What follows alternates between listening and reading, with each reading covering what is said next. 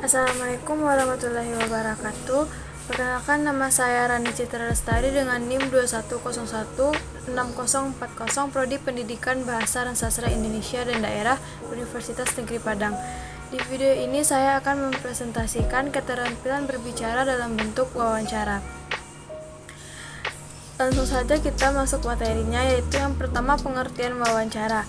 Menurut Tarigan 2008 nomor 126, wawancara atau interview sering digunakan dalam kehidupan sehari-hari. Misalnya, wartawan mewawancarai para menteri, pejabat, atau tokoh-tokoh masyarakat mengenai isu-isu penting.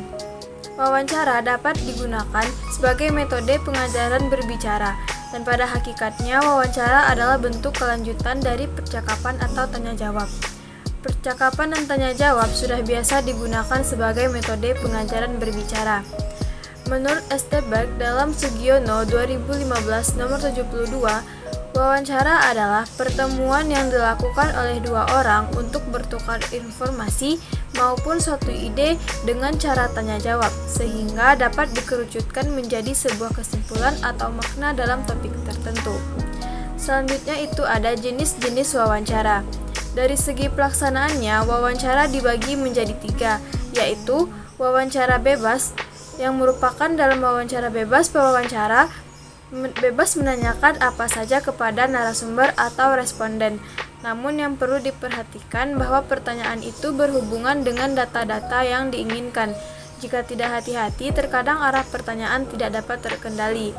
Yang kedua itu ada wawancara terpimpin. Dalam wawancara terpimpin, pewawancara sudah dibekali dengan daftar pertanyaan yang lengkap dan terinci. Yang ketiga itu wawancara bebas terpimpin. Dalam wawancara bebas terpimpin, pewawancara mengombinasikan wawancara bebas dengan wawancara terpimpin, yang dalam pelaksanaannya, pewawancara sudah membawa pedoman tentang apa-apa yang ditanyakan secara garis besar. Yang selanjutnya itu ada jenis-jenis wawancara dalam dunia kerja. Yang pertama, wawancara standar. Wawancara standar atau tradisional merupakan jenis wawancara kerja yang paling sering digunakan. Saat menjalani wawancara tersebut, umumnya akan diwawancarai oleh seorang pewawancara. Orang yang jadi pewawancara tersebut bisa seorang staf personalia, manajer departemen, atau utusan departemen. Yang kedua itu ada wawancara perilaku. Fokus pada perilaku masa lalu narasumber untuk memprediksi perilaku di masa depan. Sejumlah perusahaan menyukai wawancara ini karena mereka menganggap perilaku sangat mempengaruhi kerja seseorang. Yang ketiga itu wawancara situasional. Fokus pada kinerja masa depan narasumber. Pewawancara kerja memberi narasumber sebuah masalah dan bertanya bagaimana cara menyelesaikannya. Yang keempat itu wawancara kasus, berfokus pada bagaimana cara narasumber menyelesaikan isu atau masalah. Yang kelima itu wawancara via telepon, dilakukan oleh perusahaan asing. Yang keenam, wawancara presentasi, dan yang terakhir itu wawancara panel.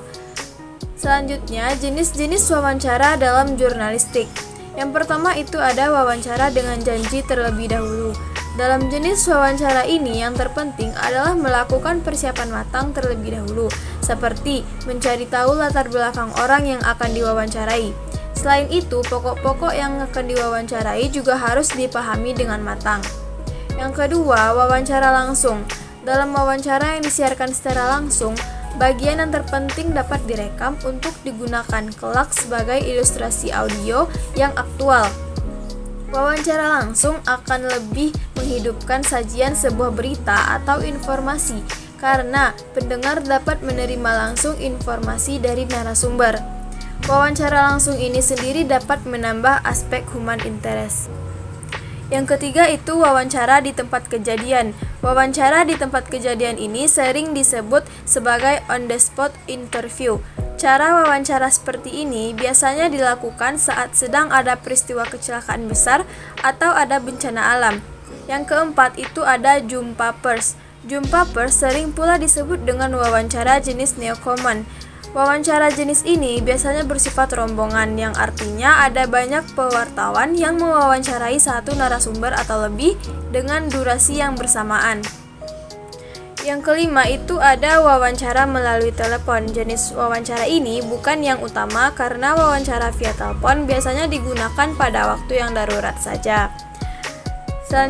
Materi selanjutnya yaitu jenis pertanyaan dalam wawancara. Jenis pertanyaan yang ditanyakan dalam sebuah wawancara itu sebagai berikut. Yang pertama, pertanyaan terbuka, memberikan pilihan bagi narasumber untuk merespons secara terbuka dan bebas. Yang kedua, pertanyaan tertutup. Pertanyaan ini membatasi orang yang ditanya karena hanya memungkinkan untuk memilih satu dari dua pilihan seperti ya atau tidak, benar atau salah, dan sebagainya. Yang ketiga itu pertanyaan leading, digunakan untuk narasumber yang kerap menghindari memberikan jawaban langsung. Yang keempat, pertanyaan hipotetikal, memberikan gambaran secara berpikir seseorang, rencana yang tersembunyi, prediksi ataupun persiapan narasumber. Yang kelima, pertanyaan probing, membantu untuk menggali lebih dalam informasi dan menyelami pikiran. Yang keenam itu pertanyaan prompting, membantu interview memformulasi jawaban dengan presisi tinggi terkait pertanyaan yang diajukan. Itu langkah-langkah mewawancara, yaitu menentukan topik wawancara, menentukan tujuan wawancara, menyusun daftar pertanyaan, menentukan narasumber, melakukan wawancara, mencatat pokok-pokok wawancara, dan menyusun laporan wawancara. Setelah itu ada hal-hal yang harus dilakukan saat mewawancara, yaitu yang pertama memperkenalkan diri dan menyebutkan tujuan wawancara. Yang kedua, menyebutkan nama narasumber dengan benar. Yang ketiga, bersikap sopan terhadap narasumber. Yang keempat, pertanyaan harus sesuai dengan tema. Yang kelima, hindari pertanyaan yang berbelit dan membingungkan. Yang keenam, jadilah pendengar yang baik saat mewawancara.